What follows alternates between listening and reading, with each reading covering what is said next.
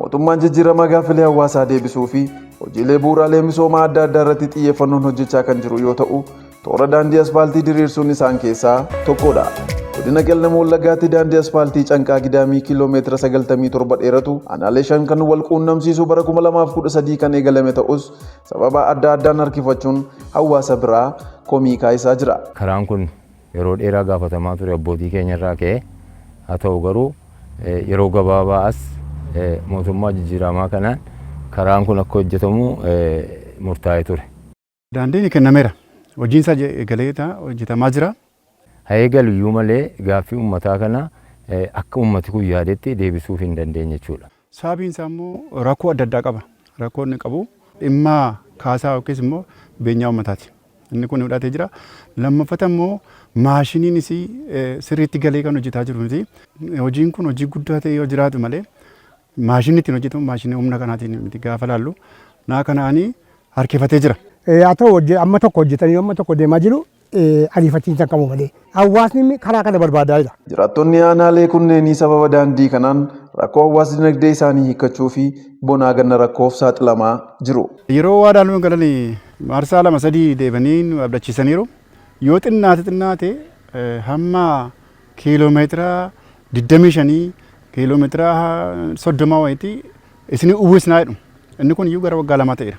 Rakkoon uummata kanaa giddi Canqaaf Qeebbee Qaaqee Jimmaa Horroof Gidaamii irra ga'ee rakkoo guddaadha jechuudha. Kanaaf amma immoo wanti nuyi mootummaa gaafannu gara fuulduraatti karaan kun nu kennameera akka hojjetamu nu murtaa'eera.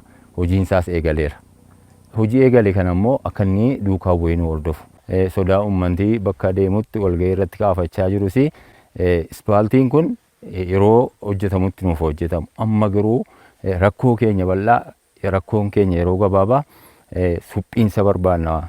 Suphiinsi kun nu geggeeffame karaan kun karaa bonaaf gannaa akka nu ta'u jedhee gaafataa jira waan ta'eef isa kana rakkoon guddaan jiru.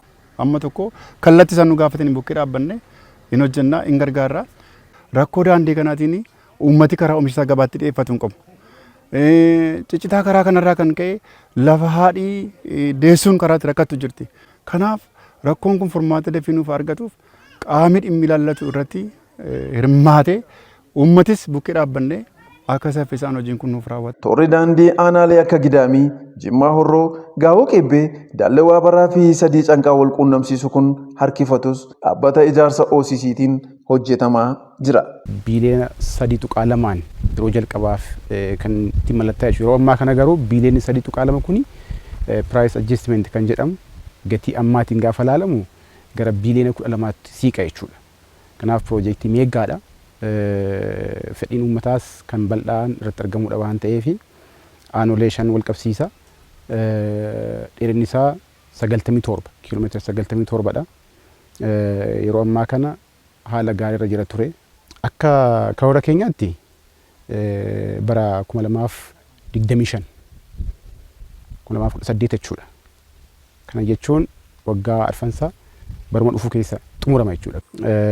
Tarii daandiin kun kan eegale waggaa 3 dura waan tureef haga yoonaa maaliif hamma barbaadamu sana hin deemne jedhame sirriidha. Ammatti garuu kan qabannee jiru maashinni gahaan ni jira. Humna dabalataas akkasuma dabalachuun bakka barbaachisetti dabalaa jirra. Korporeeshiniin humna qabu hundumaan piroojeektiin kun saffisaan hojjetamee tajaajila uummataaf akka oolu tattaaffii guddaa gochaa jira.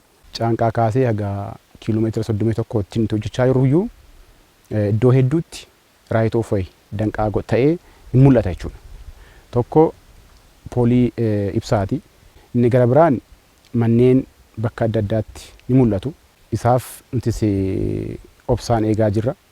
Isa gara fuulduraatti qaamni furmaatti kenne hojiin kun wal qabatee qulqullina akka hojjetamu abdii qabna jechuudha. Ijaarsi daandichaa erga eegalee as bara kana haala gaariin hojjetamaa jira.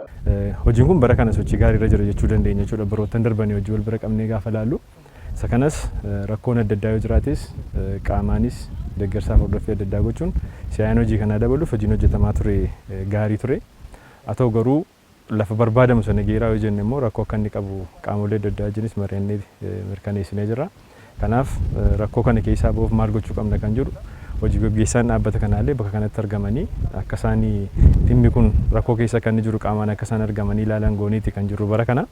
Komee hawaasaa bal'aa kana siikuu fi yaadoon hawaasni keenya toora kanarraa qabu hojiin kun adda cituu danda'a kan jedhu sodaa qaba ture manni isa kana hambisuu dandeenyeera. Dabalataan roobni yoo roobe hawaasni keenya tajaajila geejibaa argachuu yaaddoof sodaa guddaa qabachuudha rakkoowwan baroota darbee isa quunnamaa ture. Isa kanas barana akkamitti hiikuu dandeenya kan jedhu dhaabbata kana wajjin marii bal'aa geggeessuun aanaaleen tooricha irratti argamanii wajjin illee marii bal'aa geggeessinee suphaa cimaan tajaajila kennisiisuu danda'u akka godhamu dhaabbata kana wajjin walii galleeti kan jirru. Caanqaa egaa kiiloomeetira 31tti naannoo gaa'oo qebbee keessa jechuudha. Hojiin idilee isaa haala gaarii ta'een hojjetamaa jira. Bakki tokko tokko amma kan hin uffanne jira. Isa ariitiidhaan uwwisna. Sakshinii xiqqaadha waan ta'eef waan nama rakkisu miti. Darbee kan jiru garuu hamma gidaamitti suphaa isaanii raawwanna jechuudha. Komii hawaasaas deebisuu fi kontiraaktaroonni harkifannaa keessaa ba'anii hojjechuun yeroon akka xumuramuu fi xiyyeeffannoo mootummaan hojjetamaas jira. Toorri daandii kun yeroo dheeraadhaaf gaaffii uummataa bal'aa ture. Uummanni dhimma toora daandii kanaatiin wajjin wal qabsiisee qabsoo gurguddaadha kan inni geggeessaa ture. Keessaayyuu haalli daandichaa rakkisaa ta'uu isaarraa kan ka'e jiruuf jireenya hawaasaatiif mijataa ta'uu dadhabuu isaarraa kan ka'e gaaffiin ture gaaffii guddaadha. Mootummaan gaaffii kaara dhaabateetu deebiin akka argatu godhameetu waggaa 4 dura piroojeektiin kun akka jalqabamu godhame jechuudha. Daandiin kun kan inni lafarra harkifateef sababa beenyaatiif muufannaa uummata keessa galeef rakkoo garaagaraa kan uume osoo hin taane dhimmoonni kanaa wajjin wal qabatan rakkoowwan garaagaraa jiraachuu malu. Keessaayyuu harkifannaan naannoo kontiraaktaraatti jiru dhimma kanaa fi rakkoo guddaadha jennee jechaadha kan ilaalle. Egaan isa kana furuudhaaf yeroo garaagaraatti maree geggeessaa jirra jechuudha. Maree geggeessaa jiru kanaanis dubbiin kun hin furamaa kan jedhu amantaa qabna.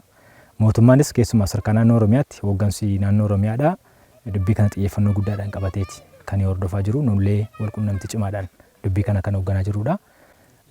Akkuma jedhame toorri daandii kun silaa yeroo inni itti xumuramuu danda'u har'aan turre jechaadha. Waggaa tokko dura garuu hammarraatti hojiin aspaaltii buusuudhaan hin jalqabne ammammaatti hojiin hojjetamaa jiru hojii lafaati. Kanaaf kan isaaniin jennu yeroo barbaadame keessatti humna jiru hunda dabalanii maashinii jiru hunda dabalanii ogeessa jiru hunda dabalanii xiyyeeffannoo addaas itti kennanii hordofanii hojiin kun akka xumuramuuf daandiin kun akkuma jedhame hawaasa tajaajiluudhaaf daandii dhufeedha.